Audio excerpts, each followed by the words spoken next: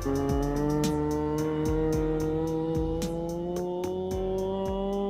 to a brand new episode of Jam's D Podcast Record Club, where each week one of the members of this podcast picks an album for the others to listen to, and then we review it. This week, we're going to be talking about, is it Morgan's recommended? It is. Which is Slipknot's Iowa.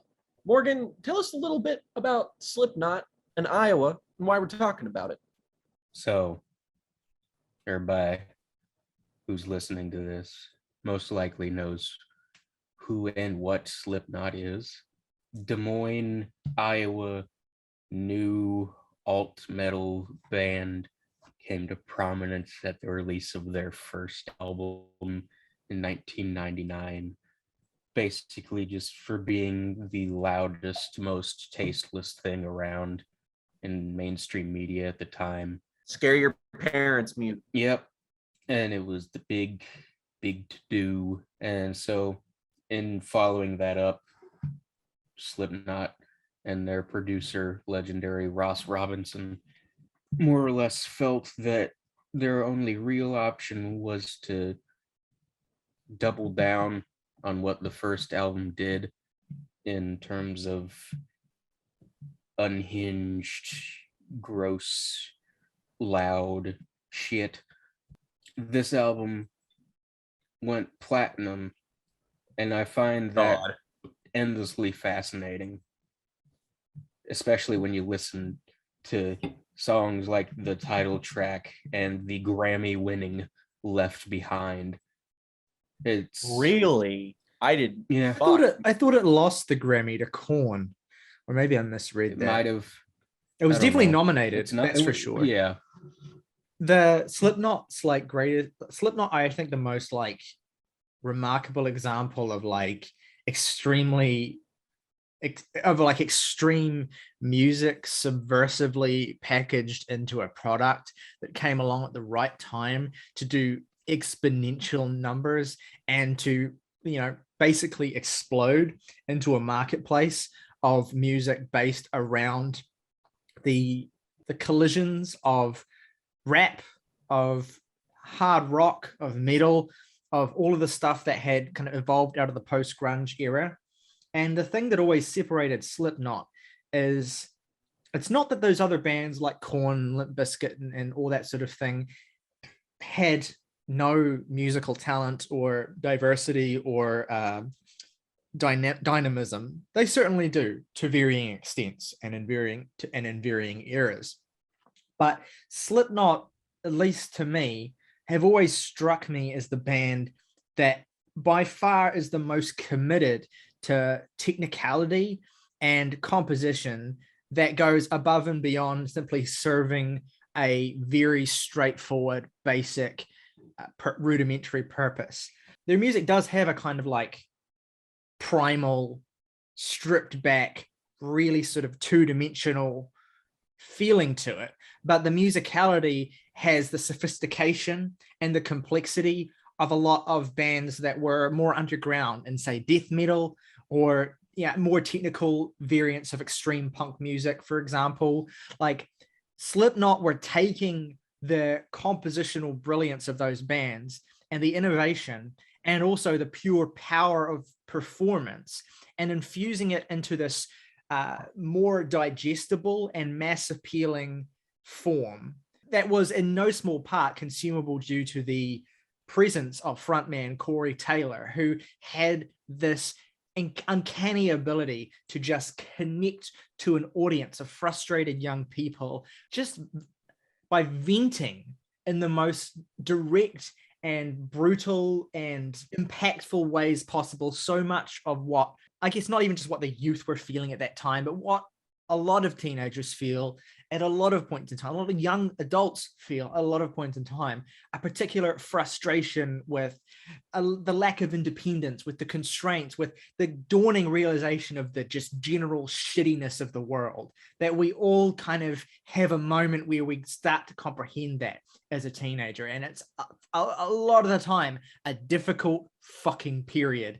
The other reason why I think that we are talking about Slipknot's Iowa, or at least like if not the incentive to talk about it in the first place, because this has been something we wanted to do a record club on for a long time. One of the reasons why we really prioritized it and wanted to get it done is that we're actually rapidly approaching the 1-year anniversary of the passing of Joey Jordison, a founding member of this band and the drummer. And anyone will tell you who's listened to Slipknot that his technical prowess and his dynamic control is one of the band's greatest assets. And even if you haven't heard any Slipknot before, it does not take much exposure, particularly to their classic era material, to realize what an utterly staggering force he is. And I mean, that was a year ago. It feels like it was just yesterday. And I mean, even more recently, we lost Taylor Hawkins as well. So it feels like we are losing a lot of seminal figures of powerful technical prowess from a particular era of rock music as well. So it's worth, I think, especially in the light of Joey's passing, to reassess Slipknot in a way that I feel they maybe haven't been reassessed in the public consciousness. Despite the fact that they put out an excellent record in 2019, We Are Not Your Kind, despite the fact that they seem to be one of the bands that have survived with the most integrity from this period, especially compared to other bands like Limp Bizkit and Korn and Creed and all those bands who essentially had a moment and then the well of their creativity, in as much as they had it, ran dry very quickly. Whereas Slipknot, again, and partially this is due to how great of a band they are and how powerful their performers are, have maintained a certain longevity. And they, within this early period, particularly in their first 3 records, moved from strength to strength. But Iowa is a special case because Iowa essentially is a death metal album disguised as a nu metal album. Now, it's not a perfect one-to-one with death metal. I'm just kind of saying that partially provocatively, but also because I think there's a good grain of truth to it as well. This is like one of the greatest pieces of like mass cultural subversion of the last 20 years. I mean, it's slightly older than 20 years now, in terms of a mainstream act managing to get through to the masses and put on a record that would go platinum and receive Grammy nominations, music that the vast majority of people would never hear in their lives and would never even fathom, essentially, encountering on radio or encountering on MTV or encountering in general music spaces. What Slipknot have achieved here is one of the great crossovers of, again, extreme technicality that's often, reserved for the appreciation of beard stroking connoisseurs, and that primal, unpretentious, just world hatred, very adolescent, very kind of juvenile at certain points, exploration of pain and hate and these experiences of just wanting things to die, essentially. And Slipknot were really savvy from a marketing perspective as well, because they managed to create this entire image for themselves. You think of the masks, you think of the elaborate stage setup, you think of the image of Slipknot maybe even precedes any of the music. And it is a true testament to the power of the band that when you get past the image, the music not only lives up to the just theatrical, over-the-top, zany intensity that that image promises, but even exceeds and delivers more than you might expect from something that could, if viewed less charitably, come across as goofy. But believe me, there is very little that's goofy about Iowa. I mean, there are moments where it kind of is a little silly, but for the most part, this is a record that, and this is, again, hugely due to Corey Taylor, pivots and kind of leans so far into the self-loathing, into the misanthropy, into the general desire for aggressive, violent retribution against a cold and uncaring social network around a person that it almost like defeats any charges of corniness or cheesiness or roteness in the writing. It so heavily commits to its bit that it's difficult to fault it, and it's difficult to laugh at it, I don't think, because it's just so unflappably unapproachable, like in terms of wanting to lob at it some of the basic critiques that are lobbed at, comparatively juvenile and silly new metal bands like Limp Bizkit and Korn, for instance. But anyway, I've come to really love this band since the passing of Joey, which was my excuse to kind of start getting into them. I've come to really love them. And this album, I think, is one of the high watermarks of the new metal era, in as much as you can call it new metal, I suppose. I don't know. I don't really want to debate genre semantics. But I think this is artistically, in terms of a form of expression and in terms of pop culture outreach, this is a pinnacle of a particular era that few other bands remotely approach without veering too far into the kind of artistic side of their sound. Like the only other new metal band that really approached the level of creative prowess that this record approaches is Deftones, but they did that by pivoting away from the more heavier and more immediate aspects of their sound and into kind of like shoegaze and psychedelia and all sorts of things that made them into a more approachable act. Whereas Slipknot reached their creative peak by veering away from approachability and staunchly embracing the void. Now, you guys have had this record in your lives for a lot longer than me. I know this is a kind of childhood staple for you guys. I'd love for you guys to talk a bit about what your relationship is with this record, with Slipknot growing up, how long this album's been in your life for, if your relationship with it's changed, and how it sounds to you now in 2022. Like most records I've had in my life for a long time, this album is in my life because of Morgan. Slipknot is one of the bands that I most heavily associated with our like shared friends. At the time, a lot of the people that I knew that Morgan also happened to have known were really big fans. So I had like heard and kind of absorbed their music throughout some of my teenage years, but never fully got on just because this was so far along the lane of extreme music that it was just like way too unfriendly for me to actually consume. But once I met Morgan and started expanding my musical horizons, that desire to, stick to my, I guess, more comfortable stuff evaporated and get outside of my comfort zone. So naturally, Slipknot was one of the first things I went to. So I've actually had Iowa in my life for, about 4 years now. At this point, this was my favorite Slipknot record for a very long time. In fact, it was my favorite Slipknot album until the most recent one, We Are Not Your Kind, which I honestly think these two albums are neck and neck.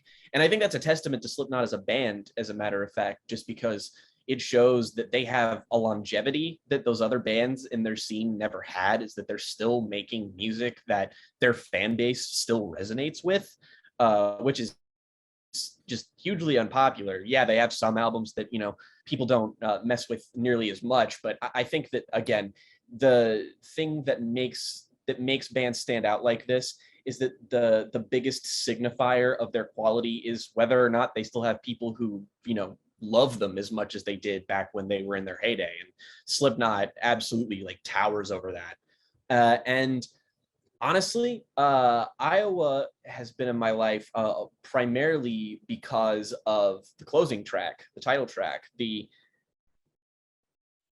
15-minute long closer on this borderline death metal. I would actually say that this album is essentially a pop version of what Lamb of God did with groove metal. I'd say that this is a groove metal album far more than it is a new metal one, just because of what this album does with, time signature shit and like, yeah, groove metal's a much better reference point, actually.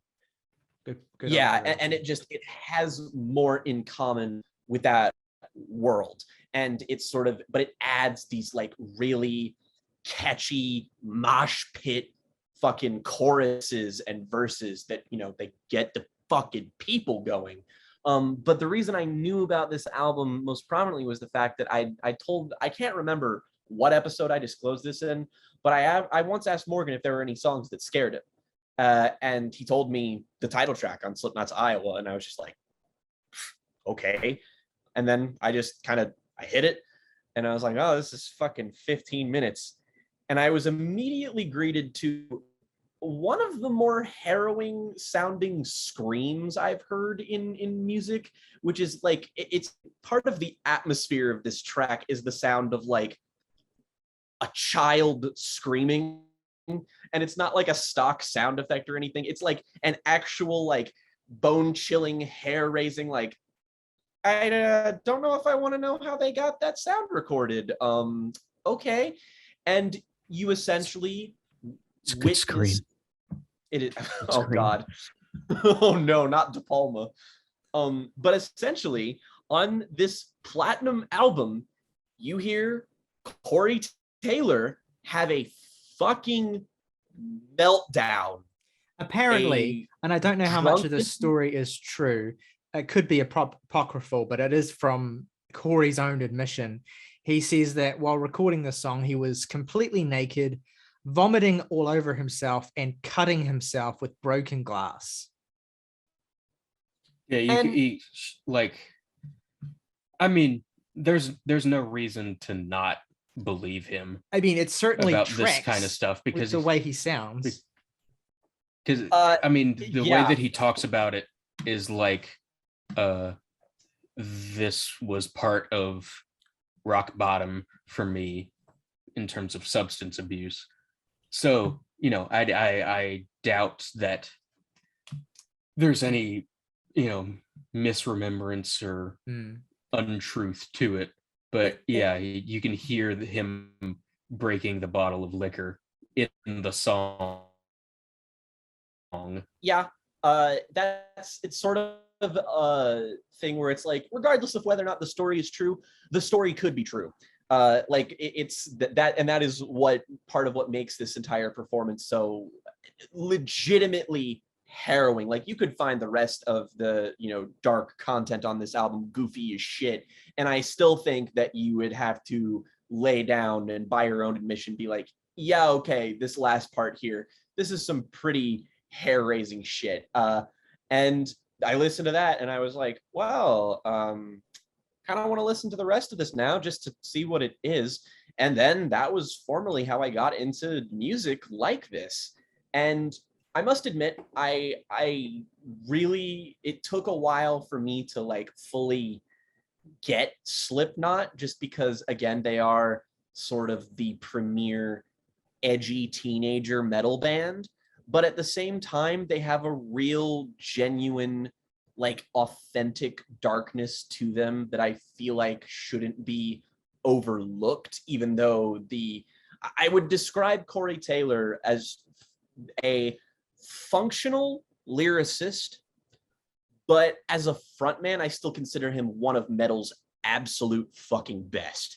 The fact of the matter is, with with a lot of death metal or black metal or just heavier music, there comes a point where sometimes the lyrics just don't matter, and that's largely kind of the case on here. What matters is the intensity of the performances and Corey's amazing charisma, vocal versatility. Like, his screaming and his clean vocals are both fucking fantastic to behold. That's one of the reasons why I think that they're such a criminally almost underrated band, in the vein of, like, I would consider them up there with Deftones in terms of how proficient all of the members are at their respective instruments. So, like, this became an album that sort of was a benchmark for what I saw as like the like what new metal and metal like this could achieve. And as a result, it kind of made me, you know, obviously in my younger years, kind of turn my nose up at a lot of it. And I will admit, there's still a lot of it that's not very good. I genuinely think you're not gonna find me defending bands like Korn or Mudvayne, but this is one of the reasons as to why, really.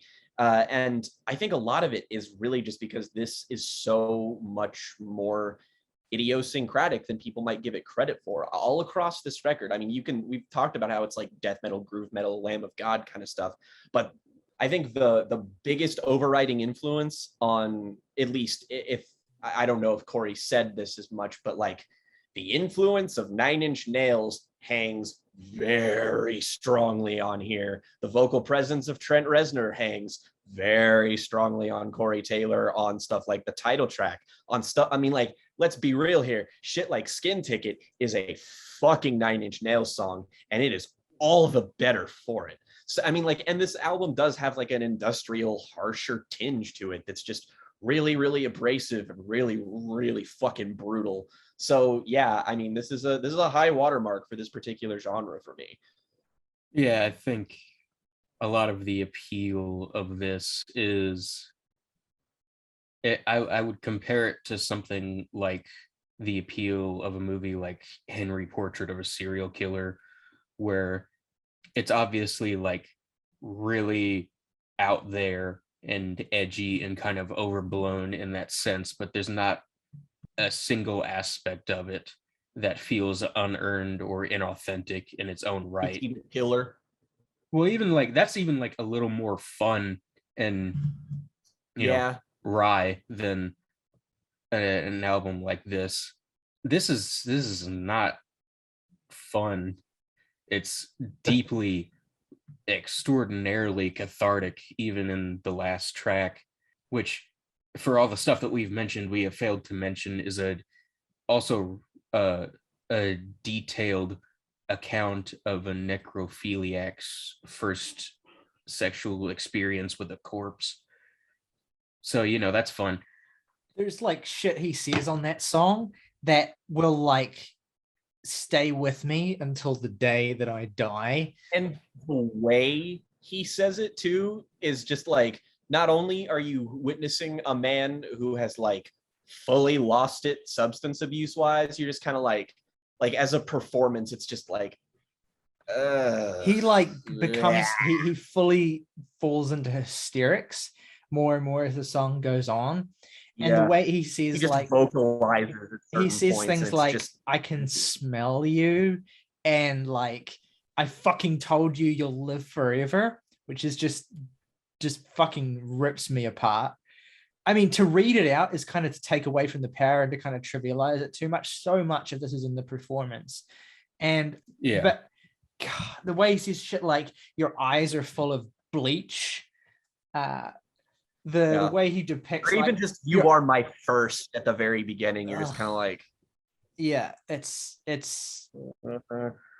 yeah, God. But yeah, that's what I'm getting at, is that he's so, him and the band and Ross Robinson, it really can't be undersold how much Robinson contributes to the way that this album communicates what it wants to communicate.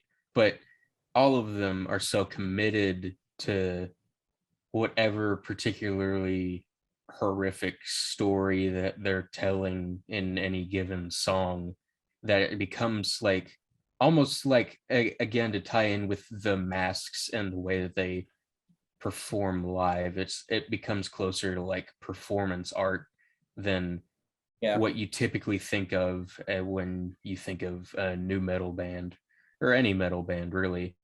But to give background on essentially why I chose this record and how long it's been in my life, I discovered this band when I was probably 13 or 14. I mean, I like fully AJ Soprano fucking going to the new metal shows.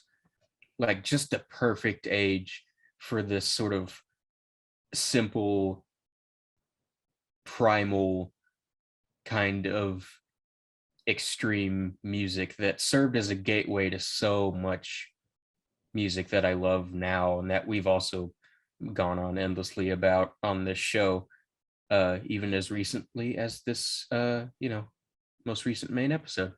So yeah, I was around that age, and that was also when I started to sort of cognizantly recognize some of my own mental health issues, and I just fully had no idea how to cope with anything like anyone does at that age. And albums like this, and hearing from someone like Corey Taylor and the endless amounts of YouTube videos and recordings of him at his acoustic shows where he would have like Q&A sessions and stuff and tell all these stories, like the one about the recording of the title track on this album. Yeah, this band sort of became like a religion to me at that age. And it was almost like I knew how I looked and felt, how all of the sort of "it's not a phase, mom," it appeared at the time. And I also sort of reveled in that while I could. I wasn't necessarily conscious of the fact that, like, one day you're going to be embarrassed by how cliche this is. But it was more that just like, this is a part of youth. And in some form or another, I think everybody goes through it. And this is the way that you're going through it. And this is one of the bands that's accompanying you. And the fact that it was and still feels, that it felt and still feels so boundary pushing in terms of good taste, is so much of what made them exciting then and what makes me remember them so fondly now. And this is probably my third favorite Slipknot record, behind Volume 3 and We Are Not Your Kind, respectively. Volume 3 is just, I think, their most musically diverse and intriguing in a lot of ways. And We Are Not Your Kind is maybe just their most consistent record outright. But this is the one that is like the most representative of why this band hits for people, and why there's like like an almost cult like reverence within their fan base to this day. Another the reference I want to acknowledge right out the gate too is just, it kind of hit me when I was listening to this, is that this album is like, even if you haven't heard them say this in interviews, you can just tell this is an album made by people who fucking love Slayer just so much. Oh yeah. Like this album just to fucking, it bleeds rain and blood. It's almost why I don't really connect with a record like Rain and Blood in the way that I probably should on paper, is because I heard like the 30th evolution of that way before I ever actually got to Rain and Blood. To go back to what this record is for the band, like in a lot of ways, this is a response to Fame album. Like Slipknot blew up with their self-titled record. They were huge. And the band members, particularly Corey, have been very upfront about the fact that they were not prepared to, and absolutely did not cope with handling that at all. They responded to their sudden fame probably in all the wrong ways, in terms of their personal lives, in terms of, falling into substance addiction, in terms of the deleterious effect of all of that on their mental health. Basically, everything that often does go wrong, or often does kind of start to break apart people when they're suddenly thrust into the limelight, did happen with members of this band, with Corey Taylor in particular. And so this record, in a lot of ways, it's both a rebuke of their fame in a certain respect, because it is deliberately, one of the things you notice if you compare it to the self-titled, is that it deliberately eschews some of the more conventional trademarks of the nu metal sound. Like it just, some of the things that are, you listen to a record that's self-titled and you say, okay, this is clearly rooted in this scene. You can see the connective tissue very, very clearly. Whereas this record, I think, deliberately strips away a lot of that and focuses in on being more oppressive, more technical, more industrial, and more violent. on all fronts. Mhm. And essentially it is a riposte to their fame, essentially. In a lot of ways, it feels like they are almost daring the public to continue liking and consuming them, or they're like kind of trying to throw back at their audience or just at the general public. You see us as, you know, this like joke possibly, or you see us as this commodity essentially to be exploited and to, you know, have a price tag labeled on us, and then to be kind of have all these associations made about us as well. I mean, we're in the post-Columbine era as well.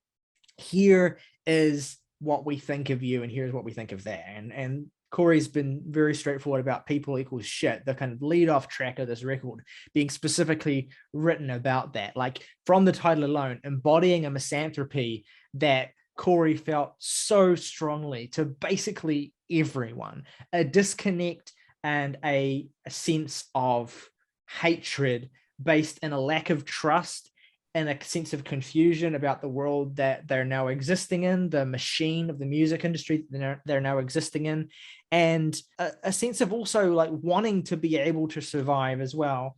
Like, this is a misanthropic record, and this is a record about self-loathing, and this is a record about wanting to die as well.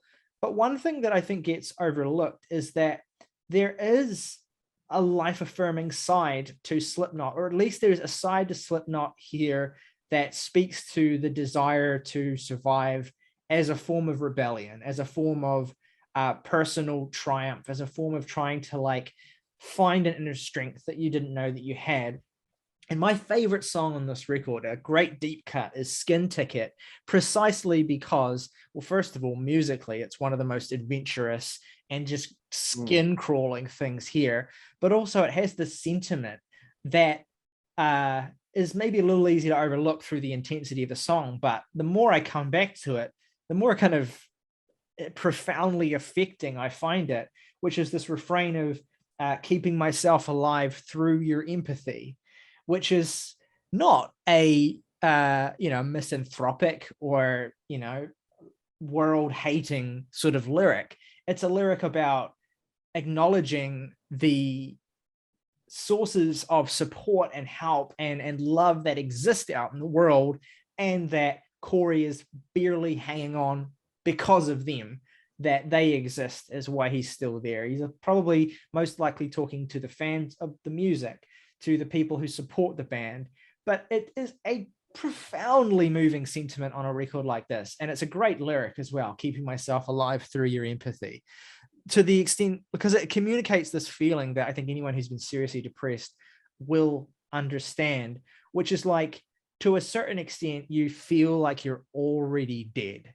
Like, you feel as though there's this overwhelming deadness that has consumed you, and that you're kind of suppressed beneath. And that the only way in which you can remotely feel alive is through the recognition of someone else, through the connection of someone else, through feeling as though someone else gets it. And that's what the song communicates so powerfully, is the willpower of continuing to live, and the importance of empathy in a certain sense. And yeah, the record has songs like Disaster Piece, which is another one of my absolute favorites on here, a classic track where this is just all about violent fantasy of essentially wanting to brutally torture and murder someone who you see as an enemy. You have songs like the Heretic Anthem, which is probably actually my least favorite thing here, just because I think the If You're 555 that I'm 666 thing is a little too goofy for me, and also a little too... I'm not gonna lie, that shit is so hard. It's a good song instrumentally though. But yeah, you also have songs where the band showcase their dynamism, apart from just being like a heavy extreme band, but also like why they are a successful band with mainstream appeal as well, in songs like the singles My Plague and Left Behind. My Plague in particular, which is another one of my absolute favorites here. I think this is one of the best nu metal singles ever. This song is perfect. I cannot get enough of it. When that clean chorus comes in, it's so melodic, it's so beautiful, and it adds such a contrast to everything else that's going on in the rest of the song. And it's just an absolute masterclass in songwriting and construction as well. It's just, I fucking love this fucking track. Left Behind, I feel similarly about as well, does the same sort of trick of introducing clean vocals on the chorus and just giving you this and showcasing the sensibility for hook construction and mass appeal that is never compromised for weight or heft or technicality. It's just that the band shows that these two things can actually coexist beautifully together and can be melded into the same thing. And it's something that I think not a lot of nu metal bands ever really tried to do. Like, we've ragged on a band like Korn, for instance, and they're definitely a band who have a lot of material that has not aged well. I have an affection for Korn. They're one of the few nu metal bands that I actually did hear around the time they were big when I was very young. And I have somewhat of an affection for it, and I have a respect as well for the way in which they paved the way for a lot of bands like Slipknot. But the reason why Slipknot appeal is that while Korn have this primal sense of giddy, almost mockingly gleeful hatred and just provocative, edgy, violent side to them, Slipknot are able to channel that pop misanthropy through a lens that feels like it has a little bit more depth to it, that it has a little bit more genuine pathos to it, which is not to take away from Korn. Their best material definitely has pathos to it and definitely has genuine emotion. But Slipknot, I think, are able to sustain it better, especially across the runtime of an hour plus album. I know, just listening to this week over and over, I just realized that I wasn't making excuses for liking this anymore. I was just unequivocally loving it. Like, deep cuts on here, like Metabolic really stands out to me every time I come back to the song. Again, great vocal melodies, great construction, great intense delivery as well. Everything Ends Gently is a great deep cut as well that I really dig. I think it never was until recently, but I think Gently might be my favorite thing here. It's always been a fan favorite that I've not 100% gotten on board with until just listening to this album again for this episode. And now I think it's like one of the most dynamic and interesting parts of the album. It's almost like a condensed version of the title track that almost like doubles its impact in some ways, in certain respects. And I also feel the need to shout out bassist Paul Gray, who is unfortunately passed away, I think in 2010, left a massive impact on the band. That's what all of Point 5, the Gray chapter, is about. Slipknot pulling themselves back together again after this loss. And founding member of the band, and it proves time and time again on Iowa that he was such an integral part of this band and the music they made in this time frame, particularly on songs like Gently, and of course the disgusting riff that snakes through almost all of the title track. Oh god, yeah, this is the thing. Like, the title track is, we've talked plenty about it already and about how oppressive and just, horrific it is. But in as much as you can enjoy a song like that, I feel it doesn't outstay its welcome. I feel that the 15 minutes feel earned and just sustained really, really well. And a huge part of that is that bass playing from Paul Gray. And just on the note of Gently as well, like, the lyrics on this song are fucking poetry.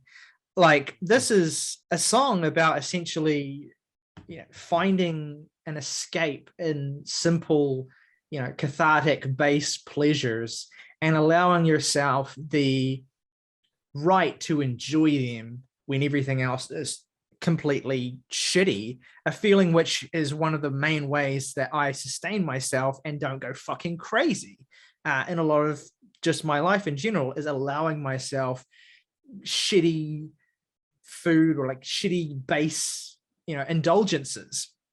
And this song communicates that, and the need for that, and why, and the feeling that that is okay and important. And yet it's such a ugly subject, but it just communicates it so poetically.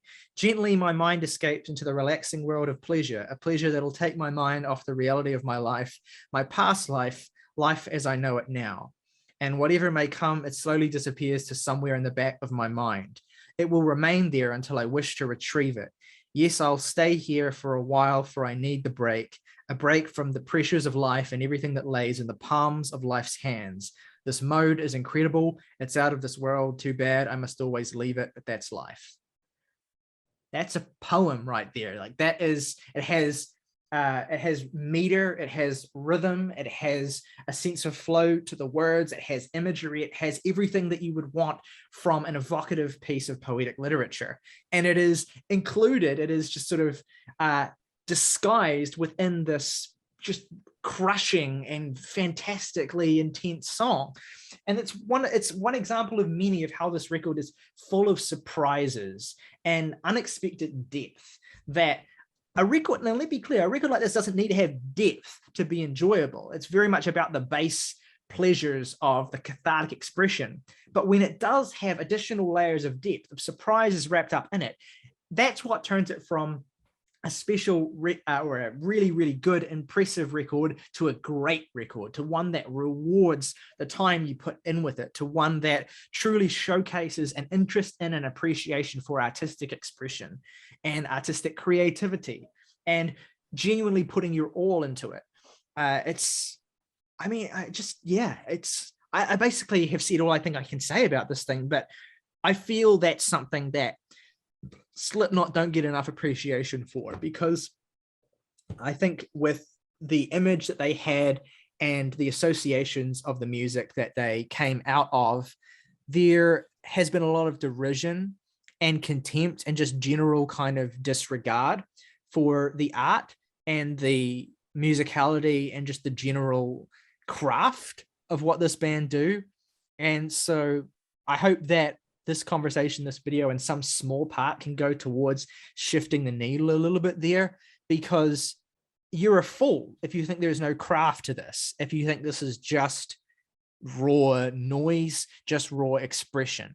You're a fool if you think this music lacks nuance, because this is as expressive and as understanding of the just myriad complicated aspects of being depressed, of being addicted to substances, of being completely lost within yourself, as anything I've heard. And it should be celebrated and held up as a totem for that, in my opinion. Yeah, so great record. One that obviously means a lot to all of us, but I'm proud to say has come to really, really be a particular favorite of mine. So let's do. Yeah, if I would not have anticipated you giving it the highest rating of any of us. But that is a sick turn of events. Yeah. Pretty awesome. I like to still be able to pull it out of the bag every so often. Let's do our favorite tracks and ratings for Slipknot's Iowa. I won't say that this is my favorite song, but I have to recognize it as the greatest musical achievement on here, which is the title track. In that, like, this cannot be my favorite anything. Like, I would almost go as far as to say that I don't really like listening to it, but that's the goal. As in, like, this is part of the experience. This is like, I don't necessarily like seeing someone being brutally murdered in a movie, in a scary movie, but, it's there to terrify you. So it accomplishes its goals in spades, and I think it is the most successful piece here. That is to say, I think my favorite song, or that I enjoy the most on here, is probably, I guess, a deep cut, or just maybe just a song we didn't talk about very much, was the Shape. I just think this goes unbelievably fucking hard.